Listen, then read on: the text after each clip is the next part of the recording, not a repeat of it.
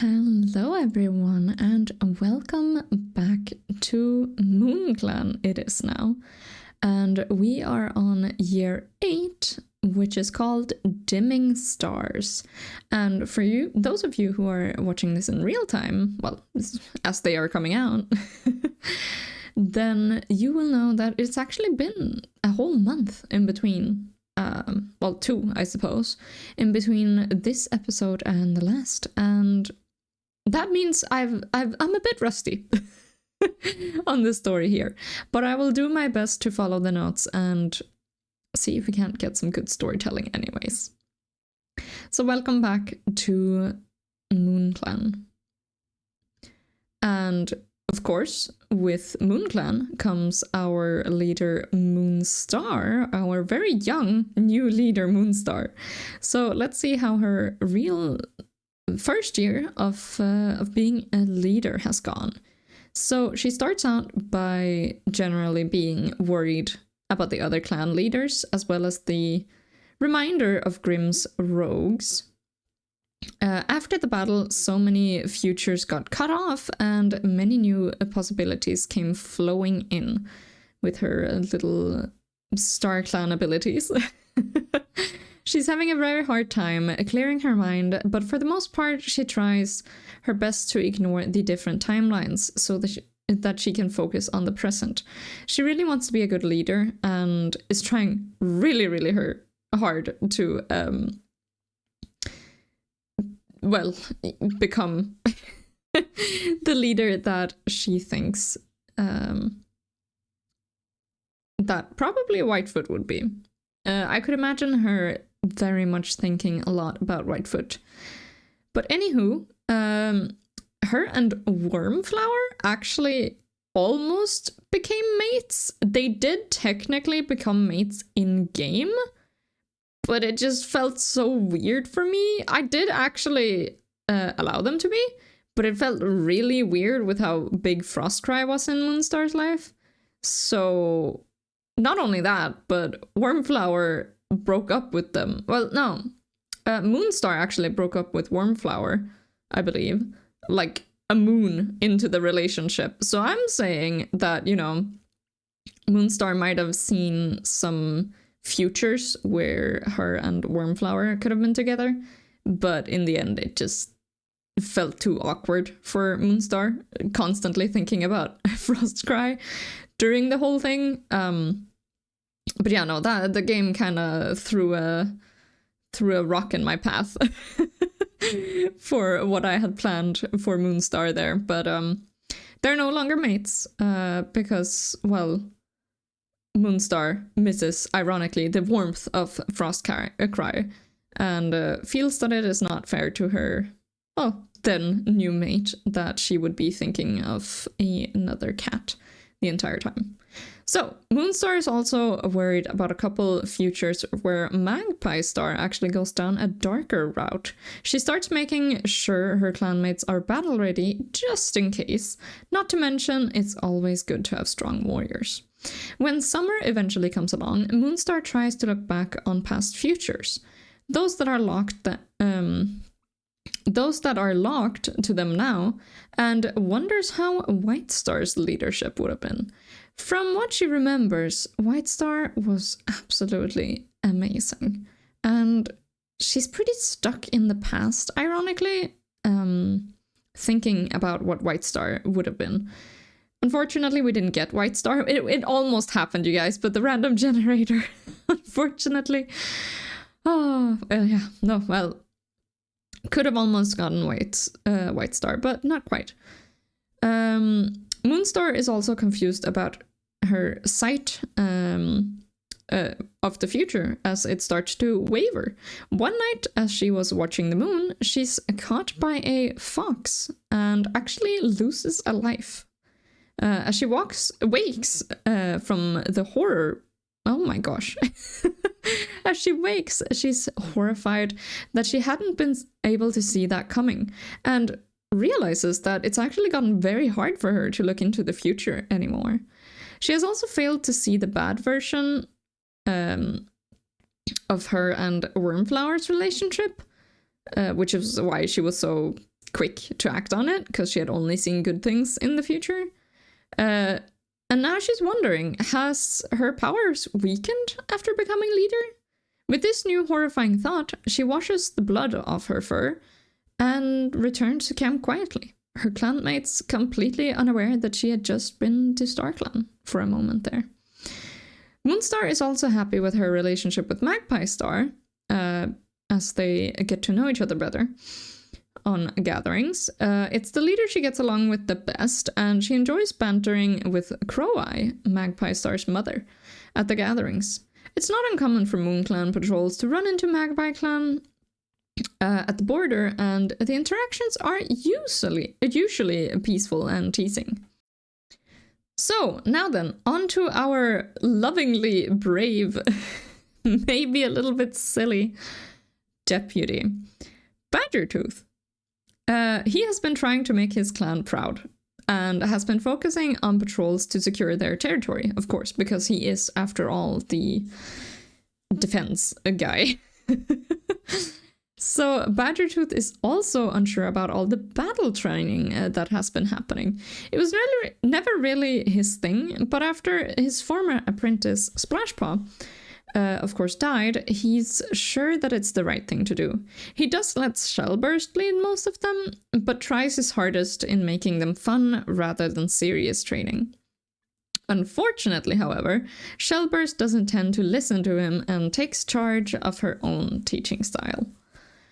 Summer comes around, and Badgertooth struggles with a bit of imposter syndrome as a deputy. He can't help but feel that there are so many better choices than him, like Storkflight, for example. Badgertooth is also shocked when an ambush of some of Grimm's rogues suddenly attack. It's just a couple of them, and they soon run away after Shellburst and her two best students, Mousefreckle and Wormflower, beat them. Badgertooth has to yowl at the top of his lungs to get Shellburst off a scrawny cat who clearly had had enough, eventually being forced to push her off the rogue. When they go back to camp, Moonstar was already waiting for them, a glint in her eye that he hadn't seen for a while, indicating that she had already known what was going to happen. Right at the start of winter, Badgertooth, along with Moonstar and Basilnose, find a queen with newborn kittens. She says that she's looking for someone named Spiderdapple, as he's the father of her kids. They're all surprised, but Basilpaw notes Spiderdapple lives in Sage Clan. Moonstar agrees, and they end up bringing them to camp, without waiting at the border, due to the cold for the newborns. Sage Star is very thankful and doesn't get angry, and gratefully accepts the kittens as well as the queen. Badgertooth and Moonstar have also been forming a close leader-deputy bond, and they often go over clan matters such as hunting and various decisions together. So onto Featherbreeze, our very old man, who is like one of the only surviving members of the, original members of the clan at this point, practically. Is he the last one? Oh my gosh, I can't count all the cats. Okay, so Featherbreeze has been feeling a lot more tired lately as age and stress has been catching up to him. And in this time of calm, he feels a heaviness in his paws. Featherbreeze is also frustrated with how many herbs are going bad lately, and since he's currently in charge of herb keeping, he can't help but ask himself if it's his fault. Despite being pretty young for an elder, Featherbreeze wonders if he should consider retiring soon. He's proud of all the work he's done as a medicine cat and never once regretted his choice. In late Greenleaf, Featherbreeze does actually decide to retire. He's worried about the leaf bear about to come, but Echolight insists that she'll do fine on her own. If he ever feels the need to help, he can. She promises that she'll ask for help as soon as she needs it, and he grumpily agrees. Moonstar honors all that he has done for the clan. Most of them before she even was born, of course. She touches noses with him and announces his retirement to the clan. Later that evening, he's surprised to find when Echolight and Moonstar both take him on a walk as a little celebration. Very adorable.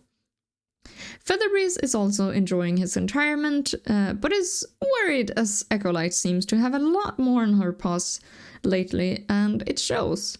He offers to help when he can, but enjoys the feeling that it's of his own will, not because he has to. As the first snow settles, Featherbreeze is worried for Echolight, but she insists no one is to disturb her during her work, and Featherbreeze is forced to simply enjoy his retirement, something he has a struggle with, because he's a very hard worker. He always has been. Of course, for you guys who remember young Featherbreeze all those moons and moons ago, he actually went behind his leader's will and helped Cat's rogues with herbs that were supposed to be for his clanmates. So he's always been quite the hard worker. Anywho, Featherbreeze is also worried when he gets a batch of yellow cough. He refuses to have Echolight notice, so she doesn't have to worry about him. His plan backfires, however, when it gets much worse than he thought and ends up being an extra burden. Featherbreeze feels a shocking relief as his yellow cough passes. He had never thought about how horrible it would feel growing old, and potentially be leaving Echolight alone in this world. Featherbreeze is shocked to hear that his half-apprentice, Briar of Magpie Clan, has died, leaving Magpie Clan... Magpie Clan. No, hold on. Magpie Clan without a medicine cat. Goodness. Faith Glare has been chosen as the new medicine cat, but it's going to take a lot before they will be ready to heal their clanmates with confidence. So here we are with Echolight. She is missing her time with Sage, and now Sage Star, of course, and has been hoping they would see each other possibly as medicine cats or simply friends. Now that Sage is Sage Star, leader of a completely new clan, that wasn't really possible. Echolight feels lost in her purpose. She finds herself often walking towards the Sage clan border, and after Featherbreeze starts telling her to stay away from the other clans every single time, she can't help but offer to go out on solo gathering patrols, leaving Featherbreeze to take care of the herbs in the camp. Echolight listens to Featherbreeze's thoughts on his age and his well-being in general. The two decide that he deserves an early retirement if that's what he really needs, and they start talking to Moonstar about it. Echolight is surprised when she sees a StarClan cat in front of her, Honeyfur, who never quite liked her, even before she broke the code, was now standing before her, scowling. She proclaims that she's disappointed in the she-cat, as she always failed to see the signs around her. Echolight is confused, but when she questions Honeyfur about it, the she-cat avoids the question, simply telling her that the bond with StarClan was broken. She must find an apprentice, now that Featherbreeze has retired. As the StarClan cat disappears, Echolight is left utterly confused. Now that she thought about it, she hadn't seen a single sign from StarClan since Moonkid's birth. Has her connection weakened? It seems Moonstar's connection with StarClan was a combination of hers.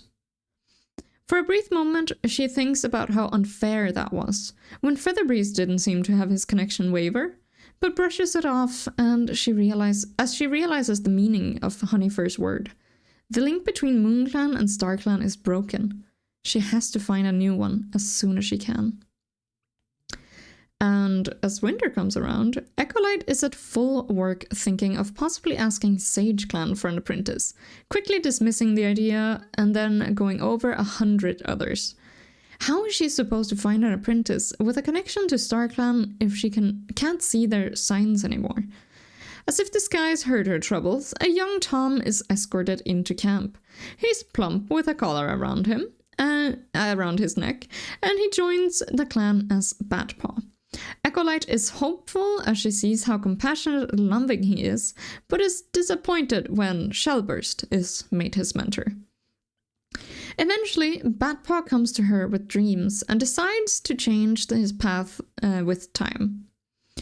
The clan is uncertain about it, as their medicine cat have already had so many controversies, such as having a mate, kits, and now a strange kitty pet would hold the power to connect with StarClan. Would he even have the ability? Echolight flinches at the questions, and as the exact opposite is true. He's the only true option. If anything, she feels like the imposter. The only cat she's told about her failing connection is her daughter Moonstar, who it turns out who in turn explained that her prophecy powers were dimming as well. As Batpaw talks of his connection with StarClan, it very quickly becomes clear that this part of being a medicine cat is a path he must complete on his own. They often go to the moon pool under the waterfall to share visions with the stars, but the pool stays blank for Echolight. Echolight is horrified when she realizes Featherbreeze has been hiding a batch of yellow cough from her. She immediately goes into action to cure him, but it's bad as he waited too long to tell her anything. But of course he does eventually survive? Hold on. I completely forgot if he actually does cure it or not. He does. So the yellow cough does eventually pass. And that's it for Echolight. And of course, she has gotten an apprentice this winter, that is. So without further ado, let's see what Batpaw has been going for him. So Bat actually joined the clan after hearing rumors and leaving his soft life as a kitty pet to join MoonClan. He first bumps into Wormflower and Storkflight as they were patrolling the territory. Moonstar accepts his request to join and seems happy to have another young cat in the clan. He's given to Shellburst and starts his warrior training immediately. He's been having weird dreams, however, of starry cats, and as he learns more about StarClan and from his former mentor Shellburst, he ends up asking Echolight for a talk. He explains his dreams to the she-cat, who looks beyond excited. She suddenly stops him and looks him deep into his eyes as he's asked to become a medicine cat apprentice. At first, he's unsure and asks for some time to think about it.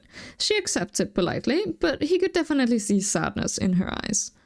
About a moon after having a paw in both sides of this life, he does decide eventually that he wants to continue down the path of a medicine cat.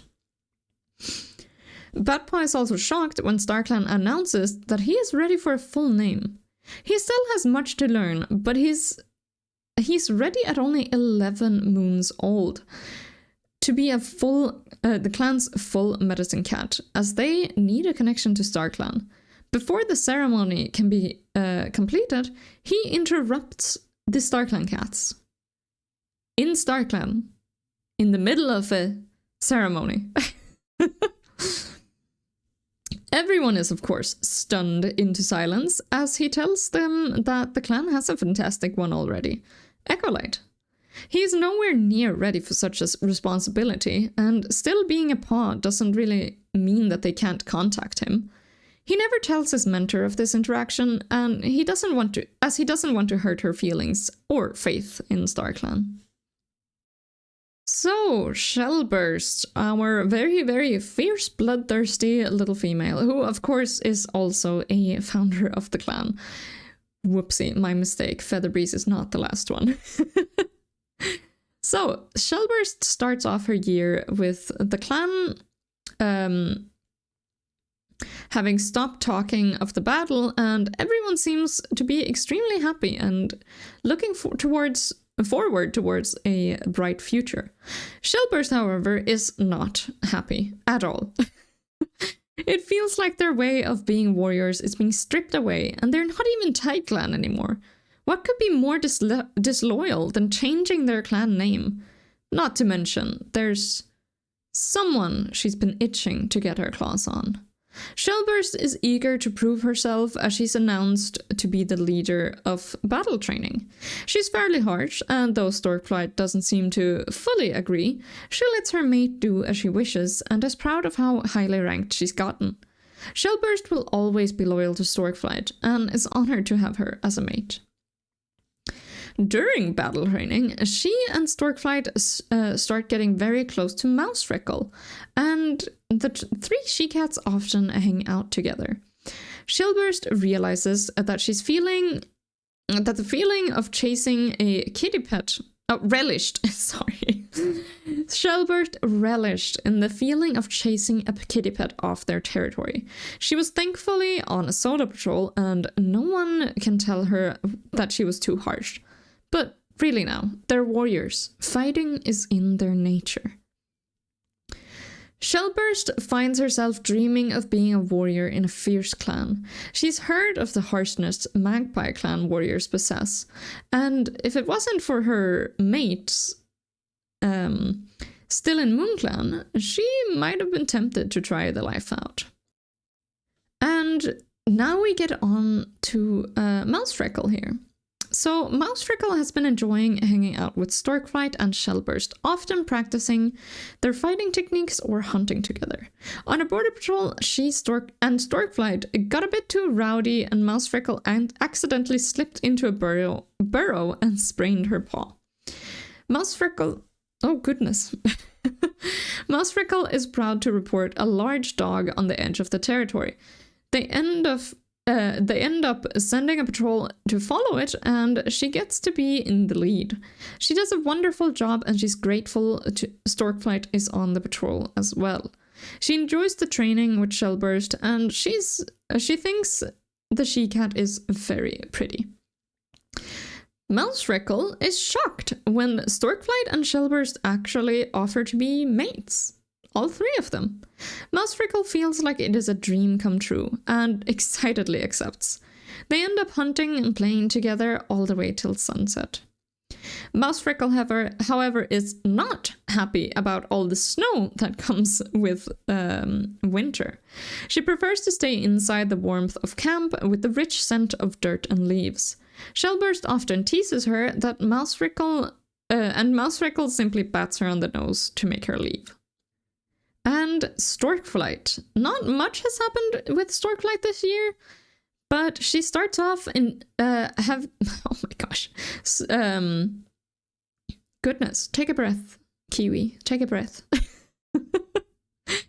Storkflight has been enjoying the calm sense of peace that has come after the battle and creation of the clans.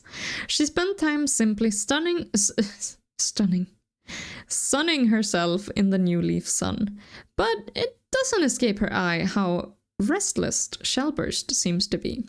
She is relieved when Shellburst is ordered to cover battle training, as she seems to get a lot happier and calmer when she returns to camp later in the day. As Storkflight and Shellburst agree to ask Mousefreckle to become mates with them, Storkflight can't help but look up towards the sky, wishing Webnest was still here with her so that she could show her father how far she'd come. And that's about it for Storkflight this year. Fudgepelt starts off the year visibly stressed about something. And no cat can really figure it out, and he's just been acting kind of weird. Later on, Fudgepelt also finds himself wishing that he could be a strong, confident, and loyal deputy, but he just could never see himself in that position. He really admires Badgertooth for that. He also knows how strong Magpie Clan seems and decides to run away and join them.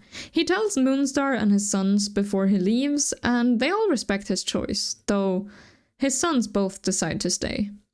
MoonClan doesn't hear much from him about after he joins Magpie Clan, and they don't see him as at gatherings until moons later, where he seems like a different cat altogether. In late Leaffall, however, Magpie Star announces that Fudgepelt has been killed by a predator after following the scent of stolen prey in the middle of the night. And his whole thing was just kind of a mystery. So if you guys want to flush out some details of his story this year, that would be really cool to read.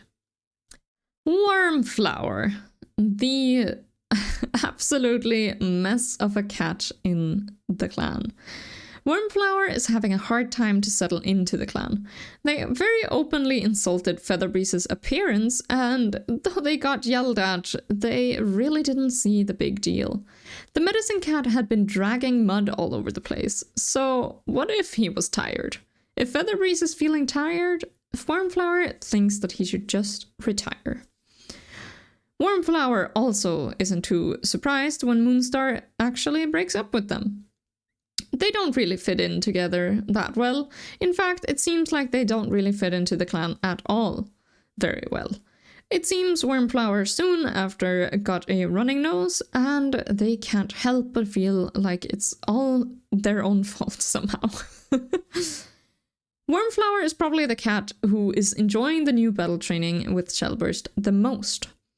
Wormflower unfortunately gets a bellyache, and they are certain a plant was something it wasn't. As they are certain a plant was something it wasn't. I assume they ate something.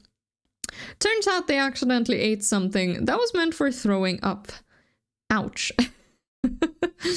After Echolight helped them, they swore not to eat random plants again, no matter how sure of it they were. Which I think is a very, very good lesson to have been taught. Don't be like Wormflower, you guys. Don't go around and eat random herbs or mushrooms that you guys think you know what it is. It probably wouldn't end very well. They're also taken by a two-leg as they try to interact with them. They're absolutely appalled and hiss in defiance as they run away. Almost taken. I apologize. Probably gave some of you slight little hiccups there. Later that day, Siskinwing asks to be mates. They not even realize the young Tom had thought that way about them. Needless to say, the answer was no. Wormflower is unsure about the relationship with StarClan. They've done terrible things in the past, and sometimes they have not so great thoughts. Is it enough to know that they're terrible, or is it the actions that matter when it comes to StarClan? So all in all, Wormflower is having an absolute mess of a year, and they are an absolute mess of a cat. And with that, we go on to our younger generation. So Siskinwing. Now that things have started to calm down and the excitement about the three new clans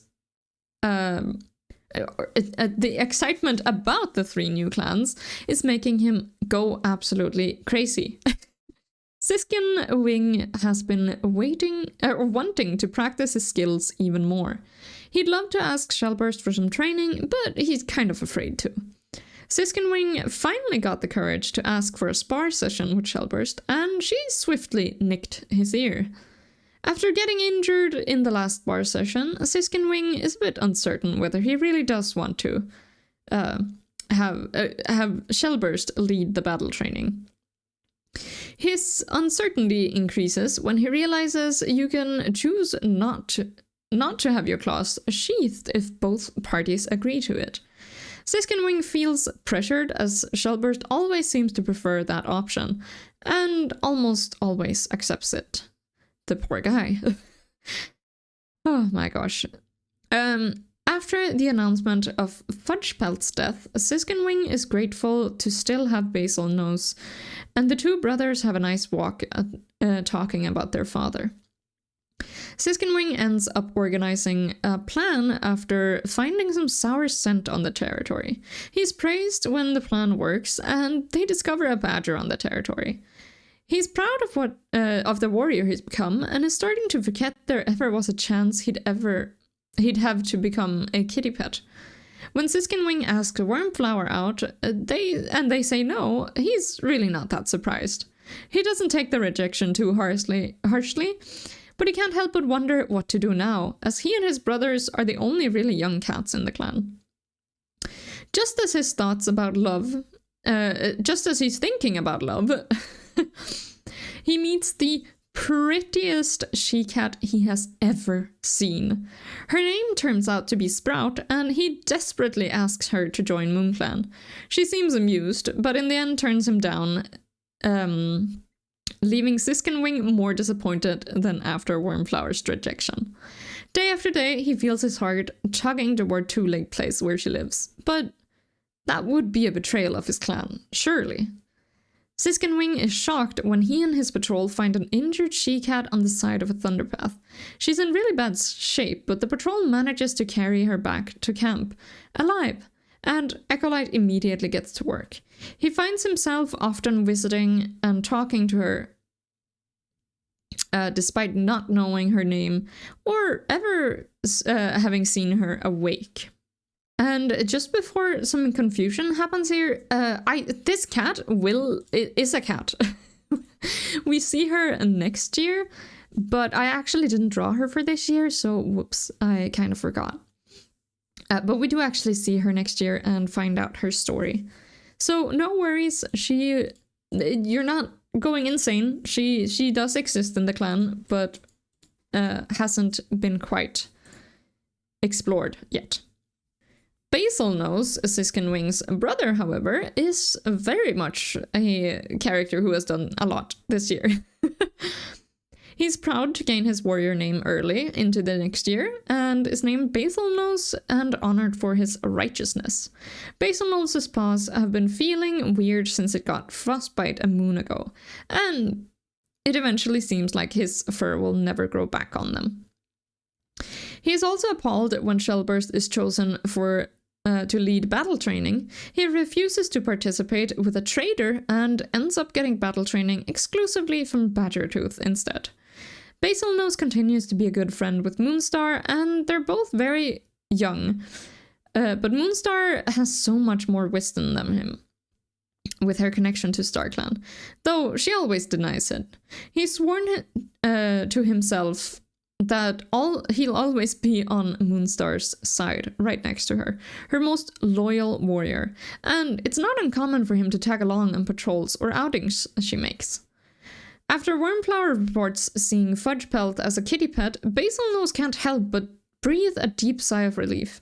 His father has never seemed like the warrior type, and Basilnose was happy that he had brought him and his brother here, but he was very grateful that his father had decided to end his warrior's days. He is, of course, surprised to find his father at a gathering a moon later, and when he asks about it, he simply says that Magpie Star wanted to make sure her warriors were strong, but quickly changed the subject. Basilnose is devastated to hear that his father dies later on, and wishes so desperately he had simply failed the test Magpie Star gave him and stayed as a kitty pet.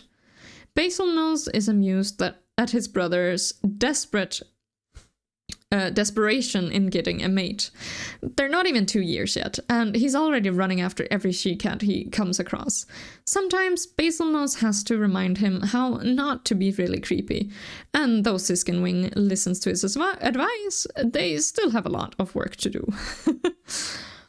Sometimes Basilnose also wonders what life would be as a kitty pet. He doesn't really talk about it anymore, to anyone, except for Moonstar. He's made sure to never tell anyone, especially his brother Siskinwing or the really unnerving Shellburst. And that's all the cats for this year. It's a bit of a shorter year, but my gosh. Stuff is happening and the clan life is going forward. I really hope you guys enjoy this, and if you want to see more, then please do consider subscribing. And with that being said, that would be it for year 8. Dimming Stars. Bye-bye.